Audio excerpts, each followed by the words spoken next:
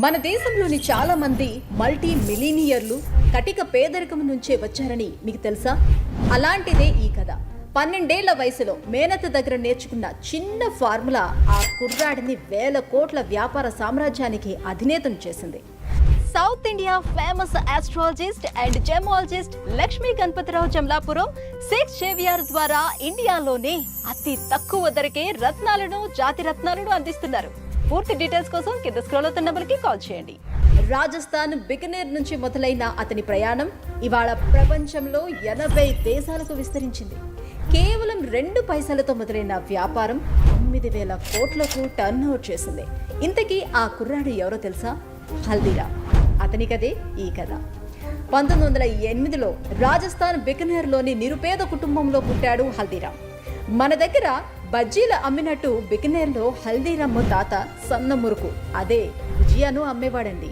ఆ భుజియానే ఇవాళ హల్దీరామ్ను world snacks business లో బెస్ట్ ప్లేయర్ గా నిలబెట్టింది. హల్దీరామ్ ఇంట్లో తన మేనత్త దగ్గర భుజియా తయారీని నేర్చుకున్నాడు.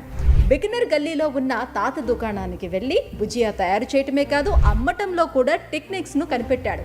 హల్దీరామ్కు MBA డిగ్రీ లేదు, IIT పట్టా లేదు, అన్నీ తాత దుకాణంలోనే చదివేశాడు. తాతలాగా 1 పైసా 2 పైసాలు సంపాదించాలి అని అనుకోలేదు. కొడితే ఏనుగు కుంభస్థలాన్ని కొట్టాలనుకున్నది మనోడి పట్టుదల. భుజియా టేస్ట్ మారిస్తే బిజినెస్ మారుతుందని ఆలోచించాడు. శనగ పిండితో తయారు చేసే భుజియాలో రాజస్థాన్ ప్రజలు ఇష్టంగా తినే పెసరపప్పు పిండి కలిపాడు. ప్రయోగం ఫలించింది. పెసర మిక్స్ భుజియా బికనేర్ ప్రజల నోళ్లను ఊరించింది. హల్దీరామ్ సాధించిన ఫస్ట్ విజయం ఇదే. ఇక్కడే మరో ట్రిక్ ప్లే చేశాడు. భుజియా మురుకు సైజ్ తగ్గించాలనుకున్నాడు. భుజియా మెష్ రంధ్రాలు సన్నగా మార్చి పిండిని లూజ్ చేసి కొన్ని నెలల పాటు కష్టపడ్డాడు. చివరికి ఇప్పుడు మనం తినే సన్నని కరకరలాడే భుజియాను కనిపెట్టాడు. అది నోట్లో వేసుకుంటే అలా కరిగిపోతుంది. దెబ్బకి బిజినెస్ కూడా మారిపోయింది. సన్న భుజియా బికనేర్ ప్రజలకు ఫేవరెట్ డిష్ అయింది. హల్దీరామ్ మామూలు తెలివైనోడు కాదు. భుజియా టేస్ట్ మార్చితే సరిపోదు, దానికో పేరు కూడా పెట్టాలి అని అనుకున్నాడు. మార్కెట్లో తన భుజియాకు ఓ స్పెషల్ గుర్తింపును తీసుకురావాలని కోరుకున్నాడు. బికనేర్ ప్రజల గుండెల్లో ఉన్న మహారాజు దంగర్ సింగ్ పేరును వాడుకున్నాడు. ఈ ఐడియా సూపర్. భుజియాకు దంగర్ సేవ్ అని పేరు పెట్టాడు. మహారాజు మీద భక్తి, సన్నమురుకు టేస్ట్ రెండూ పాపులర్ అయ్యాయి. బ్రాండింగ్ కూడా వచ్చేసింది కదా మరి. ఇక ధర పెంచేశాడు. జనం కూడా ఎక్కువ ధర పెట్టి దంగర్ సేవ్ను ఎక్కువ ఇష్టంతో తిన్నారు. డిమాండ్కు తగ్గ సప్లైకి తన 2 చేతులు సరిపోలేదు. సో 2 సోదరులను కలుపుకున్నాడు హల్దీరామ్. చూస్తుండగానే బికనేర్లోని బిజినెస్ కూడా పెరిగిపోయింది. భుజియా బిజినెస్ ఊపందుకున్న ఇదే టైంలో, సరిగ్గా ఇదే సమయంలో ఇంట్లో ఓ బాంబు పేలింది. 1944లో ఆడాళ్ల మధ్య ఘర్షణ కుటుంబాన్ని ముక్కలు చేసింది. ఫ్యామిలీని, బిజినెస్ను వదిలి రోడ్డు మీద పడ్డాడు హల్దీరామ్. సర్వం దారిపోసిన భుజియా దందాలో హల్దీరామ్కు చిల్లి గవ్వ కూడా దొరకలేదు. మళ్ళీ బికారిగా మారిపోయాడు. ఒకసారి వ్యాపారం గనక దెబ్బతింటే మనమైతే ఏం చేస్తాం చెప్పండి? ఏదైనా ఉద్యోగం వెతుక్కుంటాం. కానీ హల్దీరామ్ అలా ఆలోచించలేదు. మన కలల్ని మనమే నెరవేర్చుకోలేకపోతే మనం ఇంకెవరో కన్న కలల్ని నెరవేర్చాలి అని అతనికి తెలుసు. ఓ రోజు రోడ్డు మీద వెళ్తున్న హల్దీరామ్ను ఎవరో పేరు పెట్టి పిలిచారు. ఆ పిలుపు అతనికి ఓ మలుపైంది. కొన్నేళ్ల క్రితం హల్దీరామ్ అతనికి ఓ 200 రూపాయలు ఇచ్చి ఆదుకున్నాడు. చేసిన మేలును మర్చిపోని ఆ ఫ్రెండ్ హల్దీరామ్ కథ విని ఓ 100 రూపాయలు సాయం చేశాడు. ఆ 100 హల్దీరామ్కు లైఫ్ లైన్ అయింది. హల్దీరామ్కు ఈసారి బిజినెస్ ఐడియా తన భార్య వంటగదిలో దొరికింది. ఆమె ఇంట్లో తినడానికి చేసిన మూంగ్ దాల్ను అమ్మటానికి తయారు చేశాడు హల్దీరామ్. ఇప్పుడు మనం తినే మూంగ్ దాల్ అదే. హల్దీరామ్కు పెసరపప్పు రెండోసారి కలిసి వచ్చింది. బికనేర్ జనం ఎగబడ్డారు. కొద్ది రోజుల్లోనే హల్దీరామ్ కోలుకున్నాడు. మూంగ్ దాల్తో పాటు తన భుజియా దంగర్ సేవ్ను కూడా అమ్మాడు. మార్కెట్లో మళ్ళీ భుజియా కింగ్ గా మారిపోయాడు. అయితే అతని లైఫ్ టర్న్ అయింది మాత్రం 1950లో కోల్కతాకు వెళ్లిన తన స్నేహితుడి పెళ్లి వల్లనే. ఆ పెళ్లిలో హల్దీరామ్ చేసిన భుజియా అందరికీ నచ్చింది. ఫేవరెట్ గా ఆర్డర్ ఇచ్చి తెప్పించుకున్నారు కూడా. దీంతో కోల్కతాలో మార్కెట్ ఉందని పసిగట్టాడు. 1955లో చిన్న కొడుకు రామేశ్వర్ లాల్ పెద్ద మనవడు శివకేశవను పంపి షాప్ తెరిపించాడు. 8 ఫీట్ల దుకాణంలో కొద్ది రోజుల్లోనే 25 ఫీట్లకు పెరిగింది. అయితే బెంగాలీ ప్రజల్ని ఆకట్టుకోవాలి అంటే భుజియా, మూంగ్ దాల్ సరిపోదు అని అక్కడి ఫేమస్ ప్రోడక్ట్ బెంగాల్ మిక్చర్ను తయారు చేశాడు. తిరిగి చూసుకోలేదు. బికనేర్ కంటే కోల్కతాలోనే ఎక్కువ బ్రాంచులు పెట్టాల్సి వచ్చింది. 1968 నాటికి హల్దీరామ్ ముగ్గురు కొడుకులు సెటిల్ అయిపోయారు. పెద్ద కొడుకు మూల్చంద్ బికనేర్ వ్యాపారం చూసేవాడు. రెండో వాడు సతీదాస్ ఫ్యామిలీ నుంచి విడిపోయాడు. చిన్నోడు రామేశ్వర్ లాల్ కోల్కతాలోని వ్యాపారం చూసేవాడు. కొడుకులు ఎదగడంతో హల్దీరామ్ బాధ్యతలు తగ్గించుకోవటం మొదలుపెట్టాడు. సరిగ్గా ఇదే టైంలో హల్దీరామ్ స్నాక్స్ బిజినెస్ జర్నీలో మరో సువర్ణ అవకాశం ఎదురైంది. అదే శివకేశ్ నాగ్పూర్ ప్రయాణం.